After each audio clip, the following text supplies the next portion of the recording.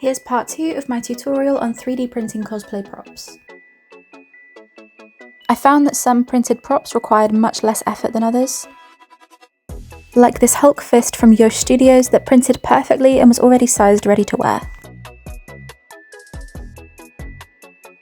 Depending where you get your model files from for 3D printing, a lot of them will be sized already.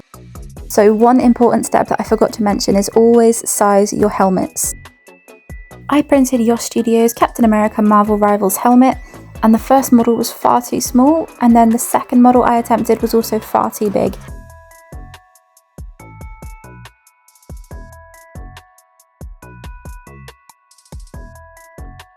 Remember that if you're scaling parts of a cosplay, you need to scale every single part to the same size, otherwise there'll be a mismatch.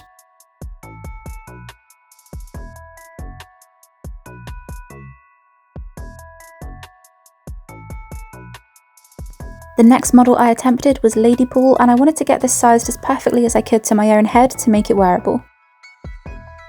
I achieved this using a combination of cosplay calipers as well as Budwin sizing heads in my slicer. This Yosh Studio file printed lovely, however I don't know what happened with the supports, but there was a massive block in the middle. My fiance had to help me out and break them with a hammer.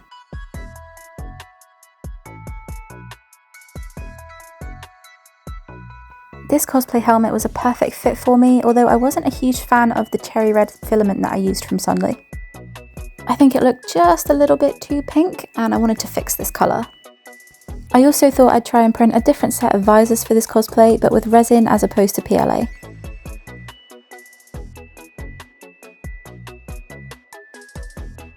These came out looking great thanks to my Elegoo Satin 4 Ultra, and I think it gives a really nice leathery look to the visors.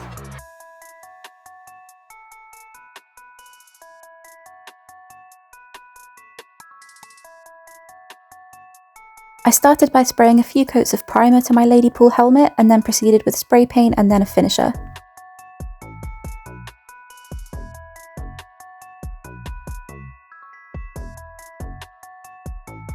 My fiance pointed out that this looked like a scene from The Walking Dead. I think this came out great, and it's hard to tell, but it definitely looks more red and Ladypool style than the pink before.